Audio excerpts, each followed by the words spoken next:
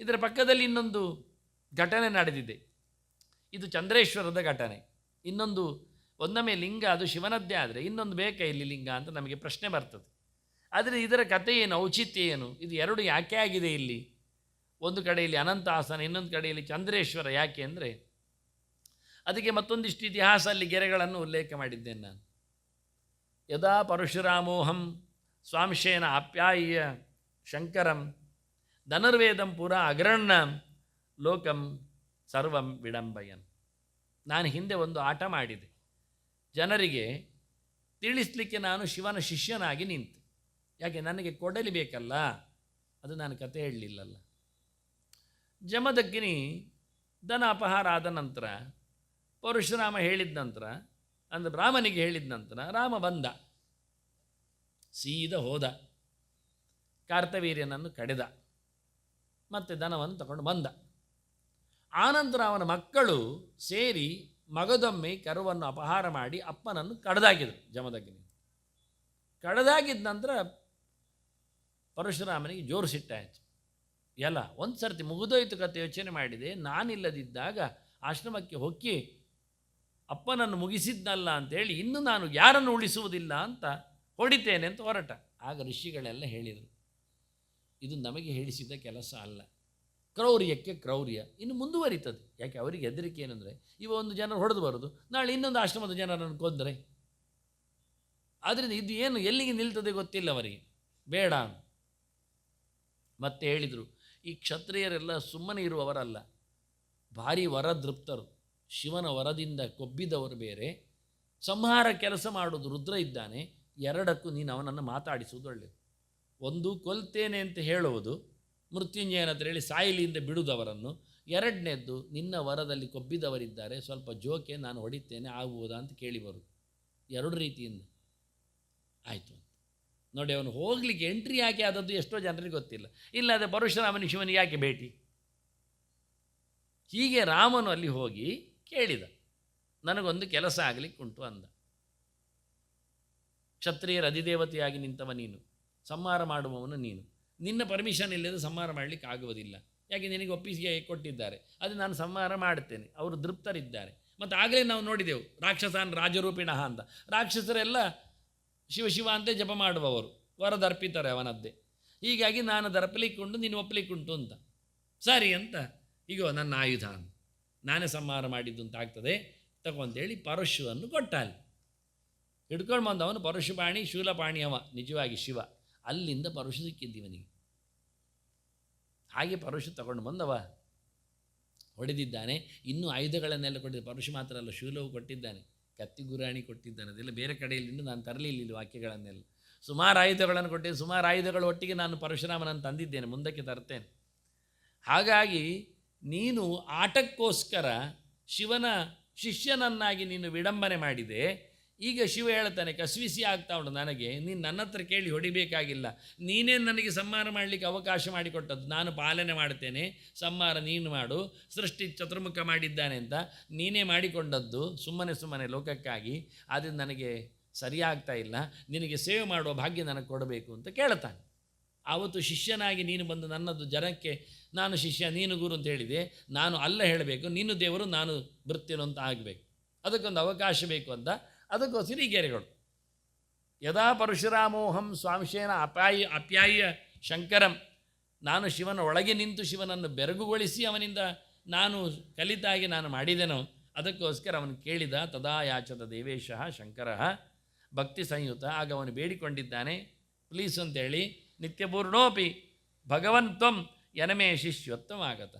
ನೀನು ಸುಮ್ಮನೆ ಪೂರ್ಣನಾಗಿದ್ದರೂ ನನ್ನ ಶಿಷ್ಯ ಅಂತ ನಾಟಕ ಮಾಡಿ ಎಷ್ಟು ಚೆನ್ನಾಗಿ ಹೇಳಿ, ನಿತ್ಯ ಪೂರ್ಣೋಸೀನ್, ನೀನು ಪೂರ್ಣ ಯಾವಾಗಲೂ ನೀನು ಕಲೀಲಿಕ್ಕೆ ಬೇಕು ಅಂತ ಇಲ್ಲ, ಆದರೂ ನನ್ನ ಶಿಷ್ಯ ಅಂತ ನಾಟಕ ಮಾಡಿದೆ. ಅದಕ್ಕೋಸ್ಕರ ನಾನು ಸಹ ಹೀಗೆ ಏನಾದರೂ ಮಾಡಲಿಕ್ಕುಂಟು. ತನ್ನ ಮಮ ಅನುಗ್ರಹ ಯೈವ ಲೋಕ ಸಂಮೋಹನಾಯಶ. ನೀನು ಮಾಡಿದ್ರಲ್ಲಿ ಎರಡು ಉದ್ದೇಶ, ಒಂದು ನನಗೆ ಅನುಗ್ರಹ ಆಗಲಿ ಅಂತ, ಒಂದಿಷ್ಟು ಸಮಯ ನನ್ನಲ್ಲಿ ಕೂತಾಗ ಆಗ್ತದೆ, ನನ್ನ ಆಯುಧ ತೊಗೊಂಡೋದಾಗ್ತದೆ, ಇನ್ನೊಂದು ಲೋಕಕ್ಕೆ ಮೋಹಗೊಳಿಸ್ಲಿಕ್ಕೆ ಆಗ್ತದೆ.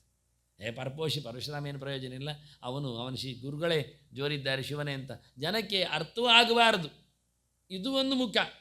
ಸಮೋಹನಾಯಶ ಯಶಸ್ತೇಹಂ ಅಲ್ಲ ಭೂಯಸ್ತೇಜಸ, ವಾಸ್ತವವಾಗಿ ಭವತಸ್ತೇಜಸ ರೂಪಂ ಇದಮ್ಮ ಅಪ್ಯಾಯತಮಮ್ಮ, ನೀನು ಬರಲಿಕ್ಕೆ ಹೋಗಿ ನನಗೆ ಹೆಚ್ಚು ಬೆಲೆ ಬಂದದ್ದು, ಹಾಗಾಗಿ ನನಗೂ ನಿನ್ನ ನಿತ್ಯ ಸನ್ನಿಧಾನ ಸಿಕ್ಕಿದೆ, ಹಾಗಾಗಿ ನಾನು ಸಹ ಸಂಪೂಜಯಿತು ಕಾಮೋಸ್ಮಿ, ನಿನ್ನ ಪೂಜೆ ಮಾಡಬೇಕು ನನಗೆ ಆಸೆ ಉಂಟು, ದೇಹಿ ಅನುಜ್ಞ ಮಮ ಪ್ರಭೋ, ನನಗೊಂದು ಅವಕಾಶ ಮಾಡಿಕೊಡು, ಅನುಜ್ಞೆ ಮಾಡಿಕೊಡು.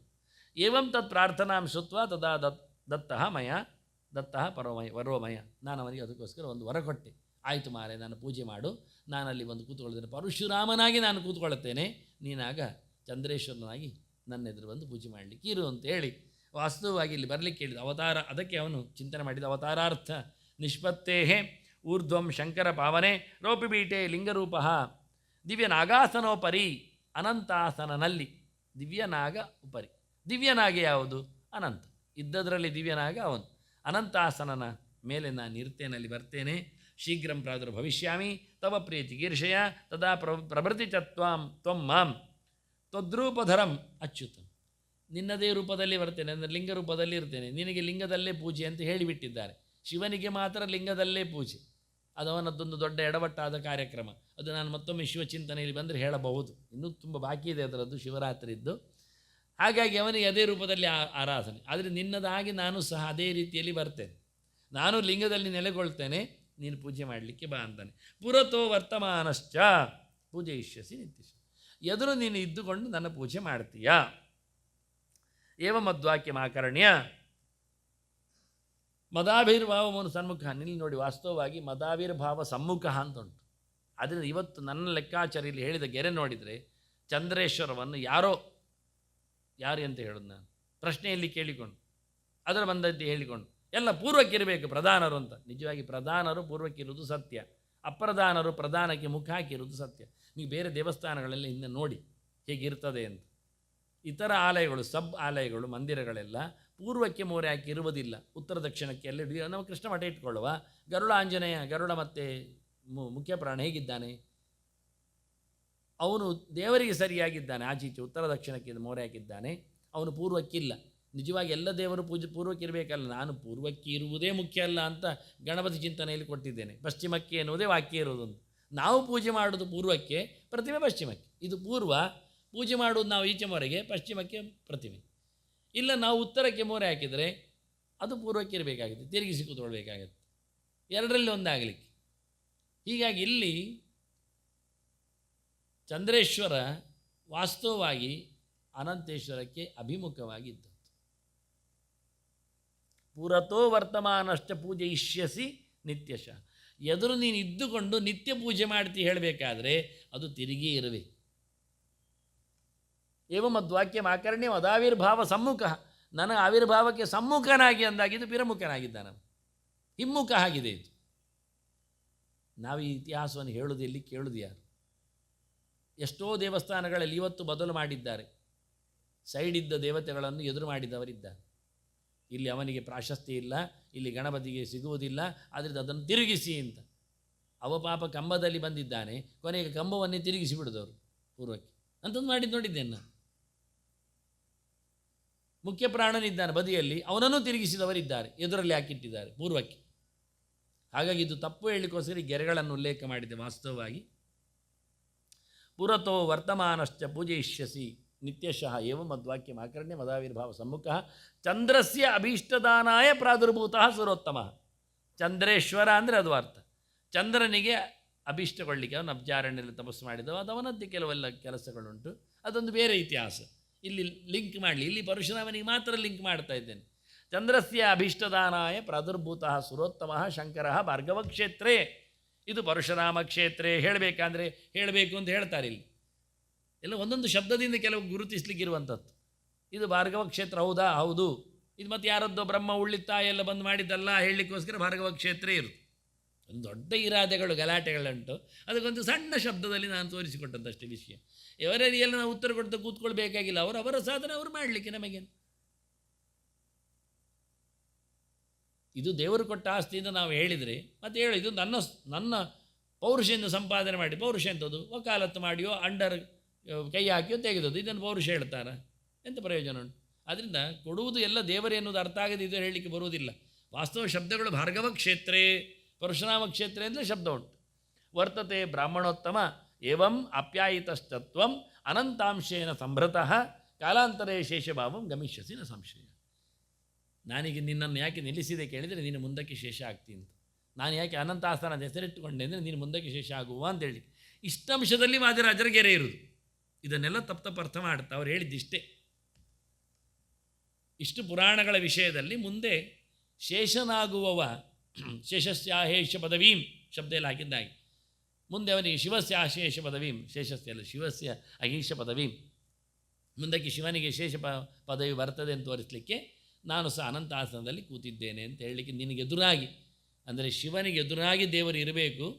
ಈಗ ಯಾರೋ ಬದಲಾಯಿಸಿದ್ದು, ಯಾರೋ ಪ್ರಶ್ನೆ ಇಡೋದು, ಯಾರೋ ಕೇಳೋದು. ಇಲ್ಲಿ ಚಂದ್ರೇಶ್ವರನಿಗೆ ಪೂಜೆ ಆಗುವುದಿಲ್ಲಲ್ಲ, ಆದ್ದರಿಂದ ಅವನನ್ನು ಆಚೆ ತಿರುಗಿಸಬೇಕು. ಅದು ಸತ್ಯ. ಯಾಕೆಂದರೆ ಚಂದ್ರೇಶ್ವರನಿಗೆ ಪೂಜೆ ಆಗುವುದಿಲ್ಲ. ಚಂದ್ರೇಶ್ವರ ದೇವರಿಗೆ ಪೂಜೆ ಮಾಡ್ತಾ ಇರುವುದು, ಅವನಿಗೆ ಪೂಜೆ ಆಗುವುದಿಲ್ಲ. ಅವನು ದೇವರಿಗೆ ಪೂಜೆ ಮಾಡ್ತಾ ಇರುವಾಗ ನೀವು ಅವನಿಗೆ ಪೂಜೆ ಆಗ್ತದೆ ಕೇಳಲಿಕ್ಕೆ ಹೋಗಲಿಕ್ಕೆ ಇಲ್ಲ. ಇಲ್ಲಿ ಏನಾಯ್ತು, ನಾವು ಅವನಿಗೆ ಪೂಜೆ ಮಾಡಬೇಕು ಹೇಳಿಕೊಂಡು ಅವನನ್ನು ತಿರುಗಿಸಿ, ಅದರಿಂದ ಲಿಂಗವನ್ನೇ ತಿರುಗಿಸಿದ್ರೋ ಅಥವಾ ಪೀಠವನ್ನು ತಿರುಗಿಸಿದ್ರೋ ಅಥವಾ ದೇವಾಲಯವನ್ನು ತಿರುಗಿಸಿದ್ರೋ, ಯಾಕೆ ತಿರುಗಿಸಿದ್ರೋ, ಯಾವಾಗ ತಿರುಗಿಸಿದ್ರೋ ಗೊತ್ತಿಲ್ಲ. ಚಂದ್ರ ಪುಷ್ಕರಣಿಯ ಕಥೆ ಅದು. ವಾಸ್ತವವಾಗಿ ಅನಂತ ಪುಷ್ಕರಣಿ ಇದ್ದದ್ದು ಸಣ್ಣ ಒಂದು ನೀರಿನ ಆಶಯದಲ್ಲಿ ಲಿಂಗ ಬಂದದ್ದು. ಹಾಗಾಗಿ ಅದು ಲಿಂಗ ಬಂದದ್ದಷ್ಟೇ, ಆವಿರ್ಭಾವ ದೇವರ ಎದುರಾಗಿ ಬಂದದ್ದು. ಅವು ಅಲ್ಲಿರುವುದು ಚಂದ್ರ ಅಬ್ಜಾರಣ್ಯದಲ್ಲಿ, ಅದರಿಂದ ಕಾಣಿಸಿಕೊಂಡದ್ದು ಇಲ್ಲಿ ಅವನಿಗೆ ಭಾಳ ದೊಡ್ಡ ಲೆಕ್ಕಾಚಾರದಲ್ಲಿ. ಅದನ್ನು ದೇವರನ್ನು ಕಾಣುವಂತೆ ಬಂದಿದ್ದಾನೆ ಈ ವಾಕ್ಯಗಳಿರುವುದು. ಅದು ಇದನ್ನೆಲ್ಲ ಇಟ್ಟುಕೊಂಡು ನಾವು ಮತ್ತೆ ಪ್ರಶ್ನೆ ಆಗ್ತಾ ಮತ್ತೆ ಸರಿ ಮಾಡ್ತಾ ಅನುಕೂಲ ಮಾಡಿಕೊಳ್ಳಿಕ್ಕೆ ಬರ್ತದೆ ಎನ್ನುವ ಅನುಸಂಧಾನವನ್ನು ಇಟ್ಟುಕೊಂಡು, ನಮ್ಮ ಕಾಲದಲ್ಲಿ ಆಗ್ತದೆ ಅಂತ ಇಲ್ಲ. ಯಾವತ್ತೂ ಒಂದು ದಿವಸ ಮತ್ತೆ ಒಂದು 200-300 ವರ್ಷ ಹೇಳ್ತಾರೆ, ರಾಮನಾಥಾಚಾರ್ಯ ಹೇಳ್ತಾ ಇದ್ರು ಆವತ್ತೇನು ಅಂತ ಹೇಳ್ತಾರೆ ಕೊನೆಗೆ. ಈಗ ಯಾರಿಗೆ ಎಚ್ಚರ ಆಗಲಿಕ್ಕಿಲ್ಲ ಕೆಲವು ಪುರಾಣಗಳ ಮಾತುಗಳಿಗೆಲ್ಲ ಅಂತ ಇರಲಿಕ್ಕೆ ತಂದಿದ್ದೇನೆ.